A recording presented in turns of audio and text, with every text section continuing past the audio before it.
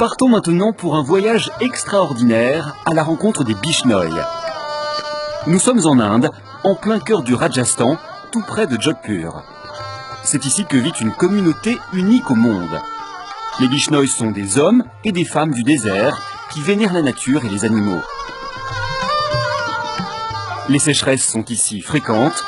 Tous les jours, les femmes font plusieurs kilomètres pour s'approvisionner en eau, qu'elles partagent ensuite avec les animaux.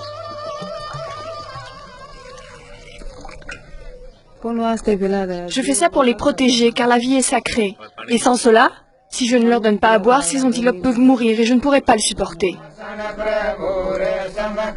Les Bishnoi, qui se réunissent au temple quotidiennement, sont considérés comme les premiers écologistes de l'histoire de l'humanité. Pour cette communauté, le respect de la vie, êtres vivants, animaux ou végétaux, est érigé au rang de religion. Pour preuve, ce feu sacré n'est allumé qu'à la première lueur du jour. La nuit, les insectes risqueraient d'être brûlés par les flammes. En allumant ce feu, nous purifions l'air et nous prions pour tous les êtres humains sur cette terre. Ce que nous voulons par-dessus tout, c'est protéger la nature et les animaux. À la fin de chaque prière, le prêtre nourrit les antilopes. D'ordinaire très farouches, ces animaux se comportent ici comme des animaux domestiques. Elles réclament même des caresses.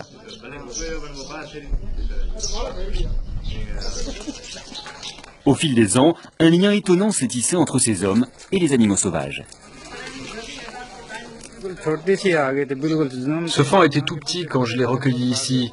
Sa mère s'était enfuie et elle avait peur des chiens qui rôdent dans la région. Donc c'est moi qui lui ai donné à manger tous les jours, au biberon, pendant 8 mois. Maintenant qu'il est adulte, je ne vais pas tarder à le relâcher dans la nature. Cette communauté d'amoureux de la nature est une branche minoritaire de l'hindouisme. Elle compterait 600 000 membres. Parmi eux, Ram Niwa. Il est à la tête d'une cellule de défense des animaux. Ses missions, chasser les braconniers et sauver les animaux en détresse. Je dois me dépêcher, je viens de recevoir un appel d'un villageois. Apparemment, il a recueilli un animal blessé. Les minutes sont comptées car il s'agit souvent de déshydratation. Des symptômes qui peuvent être fatals quand ils ne sont pas traités à temps. C'est par là, c'est par là. Juste là? Oui, le portail là-bas. Après 3 heures de route, ces anges gardiens de la nature arrivent enfin dans ce foyer, situé dans un village reculé, en plein pays Bishnoi. Où est l'animal? Je peux rentrer? Cela fait 10 ans que Ram Niwa a formé ce groupe d'aide aux animaux en détresse. Mais jamais encore il n'avait fait une telle découverte, une tortue en plein désert. Regarde, là ce sont ses pattes. Je peux la voir 2 secondes? Passe-la moi.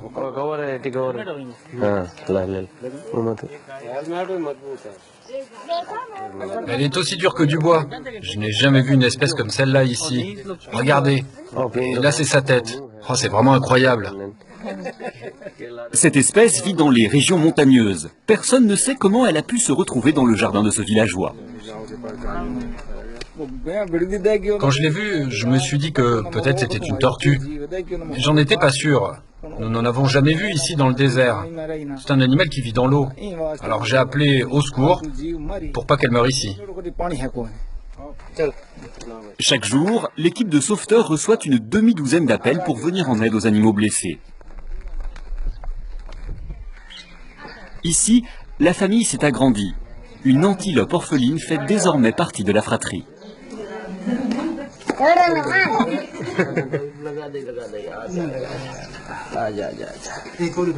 Allez, allez, fais-lui un bisou. Fais-lui un bisou.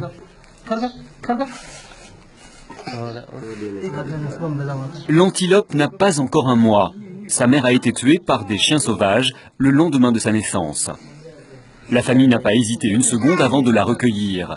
Pour les Bishnoi, la vie des animaux est aussi sacrée que celle des hommes. Ils s'occupent donc désormais de l'antilope comme s'il s'agissait de l'un de leurs enfants.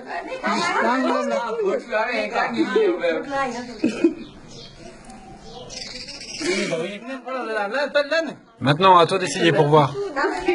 Les femmes Bishnoi nourrissent elles-mêmes les bébés antilopes.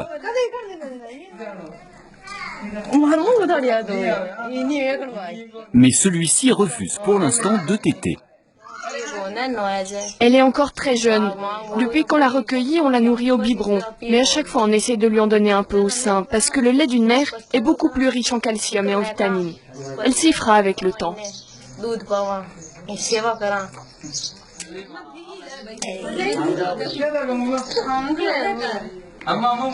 Comme l'un des leurs, toute la famille couvre l'antilope de tendresse.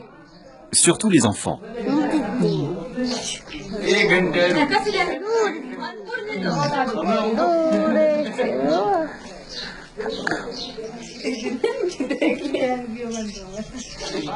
En attendant, on la nourrit au biberon. Si elle n'avait pas été recueillie par cette famille, elle n'aurait sans doute jamais survécu. À la maison, elle est traitée comme l'un de nos enfants. On lui donne du lait, après elle joue avec nous, elle court dans la maison. On la laissera repartir quand elle sera assez grande, mais après 6 mois, pas avant.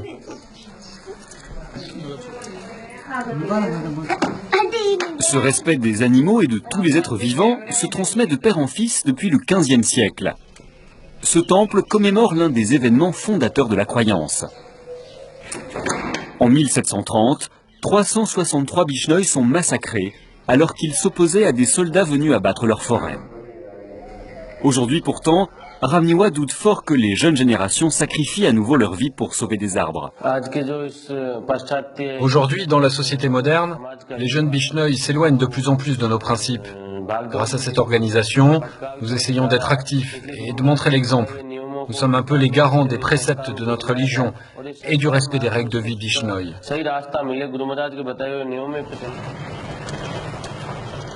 Pour secourir les animaux de la région, ce groupe Bishnoi n'agit pas seul. Leur camionnette amène tous les blessés à ce centre d'accueil de Jodhpur. Ici, les animaux sont pris en charge par un vétérinaire. Ramniwa lui présente la tortue trouvée le matin même. Doucement, où l'avez-vous trouvée? Je la ramène d'un village très éloigné. C'est une tortue de montagne. J'ai l'impression que quelqu'un l'a frappée avec une pierre. Ici et là aussi.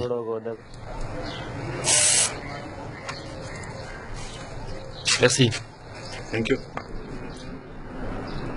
Elle restera quelque temps au centre avant d'être relâchée dans un milieu qui lui sera plus hospitalier. Le vétérinaire ne fait pas partie de la communauté, mais sans le soutien des Bishnoi, son dispensaire serait beaucoup moins fréquenté. Les Bishnoi sont un exemple pour tout le monde. Ils vénèrent la nature et les animaux, ils y consacrent leur vie, ils sacrifient leur argent, leur temps pour la conservation de la nature. Nous sommes fonctionnaires et ils nous aident beaucoup à protéger les animaux sauvages.